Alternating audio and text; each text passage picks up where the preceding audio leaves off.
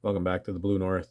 Today, I'd like to talk a little bit about Joe Biden's State of the Union address and how far off the mark he really is with a lot of the information that he's trying to pass off as truths, and just decipher what he's really trying to say here. So, I'm going to start with the fact that he opened with Ukraine.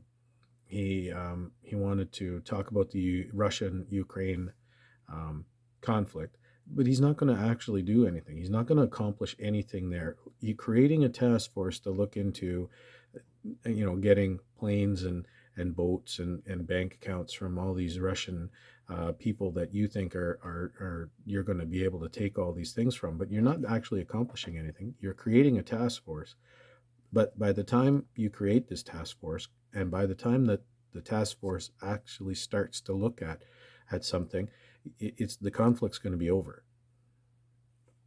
and Ukraine will be left trying to get their freedom back, and Russia will be in charge of the Ukrainian people. The Ukrainian people are doing an amazing job with what little they have. They're using it to their absolute most potential, and they're not making it easy for Russia. And I give all my support to the people of Ukraine. And I'm glad that Joe talked about it. I'm glad that he said what he did about it. But to be honest, it didn't really. You're standing with NATO countries. That's why you're there, to protect NATO countries. Um, Maybe a little more could be done to protect Ukraine. They're the ones under attack.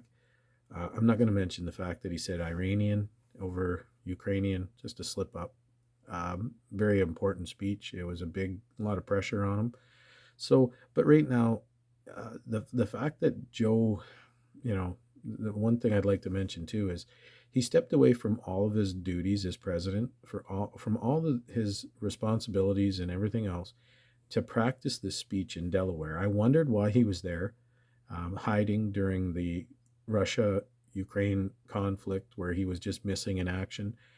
Well, it was to practice this speech. It was to just go over and over and over and know this speech inside and out, because he was looking really weak on the national and international stage. So he needed to actually hit a home run. So he had to practice this speech, but he wasn't the only one that knew the speech. And this is kind of troubling, is that the Democrats were helping him practice selling this speech, because really, if he was not cognitively declined, he wouldn't have needed so much help. And you know that there was a lot of helping hands in this, because Pelosi and Schumer both missed their mark, stood up early, didn't know enough to sit down and just not cause such an awkward scene. The camera went to Schumer when he stood up, and he was wanting to clap, and he just simply missed his mark, knowing that there was something coming, because he had worked with Biden on this speech. Same with Pelosi. She stood up and she didn't know enough to sit down. And now Schumer and Pelosi should know better. I mean, the two of the longest serving, they probably sat through more State of the Union addresses than anyone else in the room.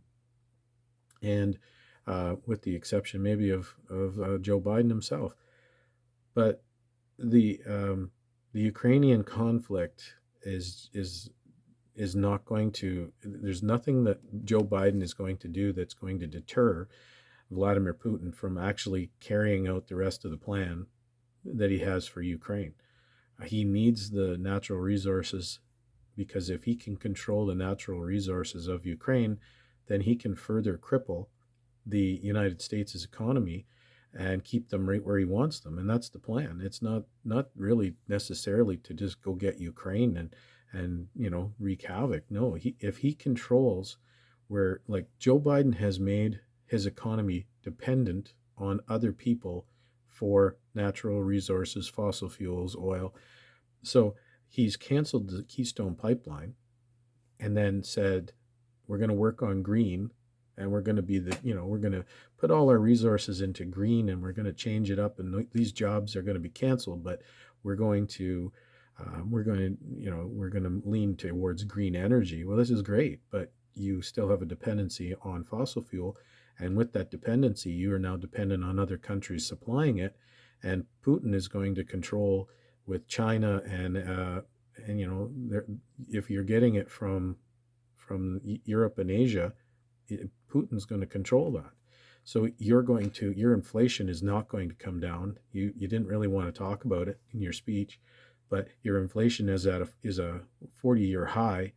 So it's not coming down anytime soon because you still have a major dependency on other countries for fossil fuels, and unlocking some of their reserves is great, but they're a reserve. So when it's gone, then where are you going to get your fossil fuels?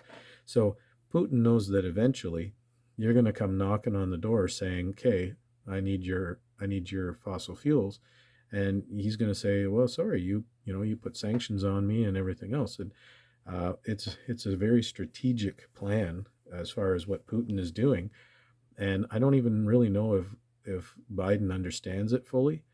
Um, I would put money on no, but the fact of it is the United States is going to end up reversing their own policy on the fossil fuel, the Keystone Pipeline, because they're just going to simply need it.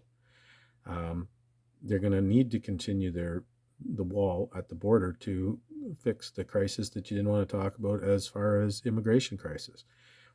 You're going to have to go back to all of the things that Donald Trump had in place that you canceled, that saw your economy go the way it did. You created these hardships yourself with your policies and everything else, and then you're finally coming out and saying that, yeah, we're going to fund the police instead of defund the police.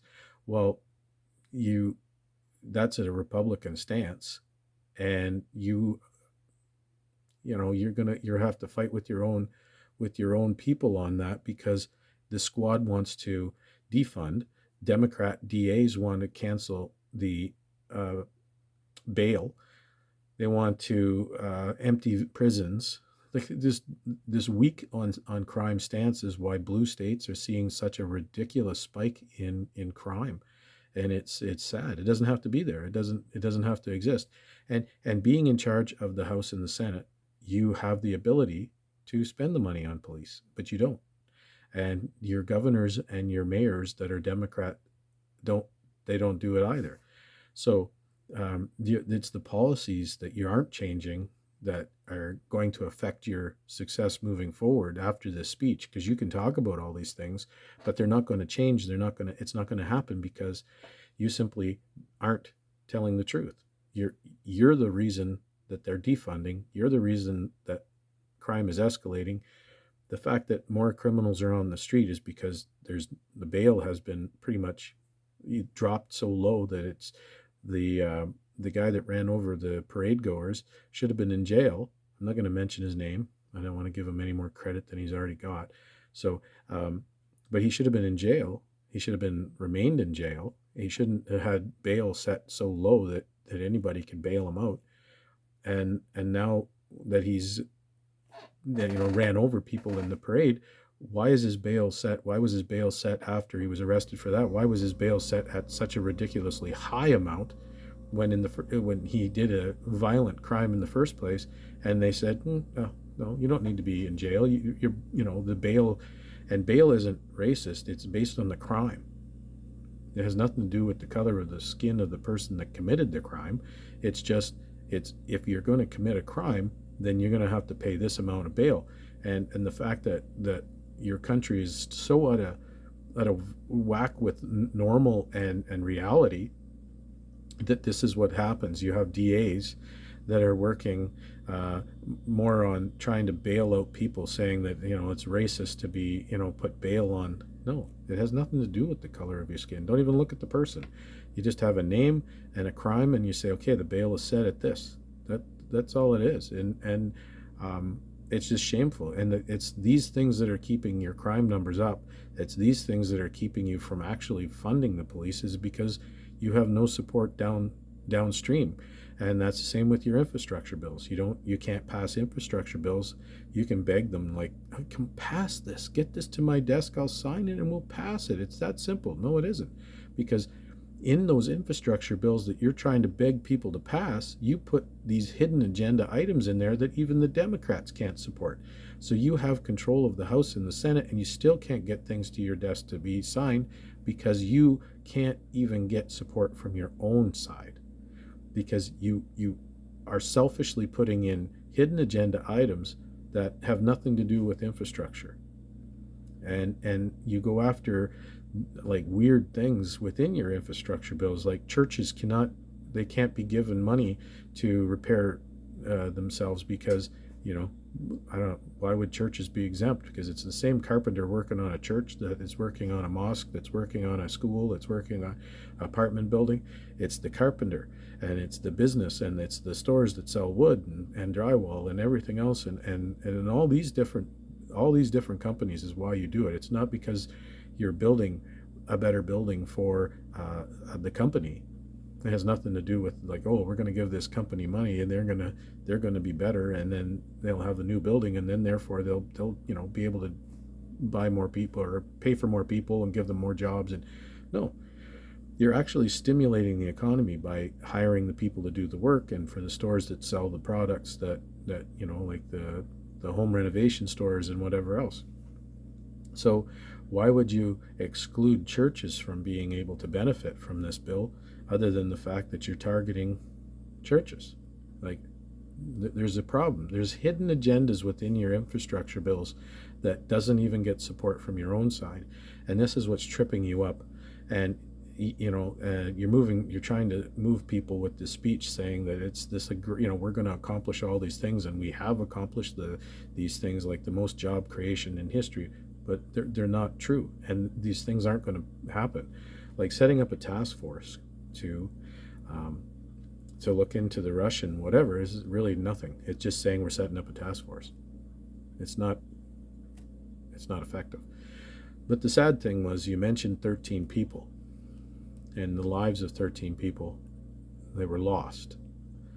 They were 13 servicemen and women that lost their life in the botched Afghanistan withdrawal, and they deserve much more than just to be called 13 people. It's shameful. You didn't take any credit, no ownership or responsibility for that brutal pullout of Afghanistan. And I mean, why would you? But you definitely insulted the families of 13 servicemen and women who lost their lives at your request to go back in because you had so messed up the withdrawal. It's shameful. It's shameful. Those 13 people deserved much more than to just be called 13 people. And those lives, those brave individuals, it kind of chokes me up a little bit, but those 13 lives were very important, heroic lives. And I don't like the fact that you just called them 13 people. But yeah, moving forward, I'm gonna look at the different aspects of the State of the Union address, and I'm going to follow them along. So hit the notification and follow along here with me. I'll be talking about them and how he's not going to be able to accomplish the things that he says he's doing, and the truth will come out on the things that he did say that he did accomplish, and the falseness of that as well. So I'm going to follow that along right here on the Blue North. And in the meantime, if you want a good read, pick up my new book. It's called Decency and Deception: Encouragement for a Struggling Nation by D.L. Bailey. It's available everywhere books are sold. Decency and Deception: Encouragement for a Struggling Nation. Stay tuned for more podcasts right here on the Blue North.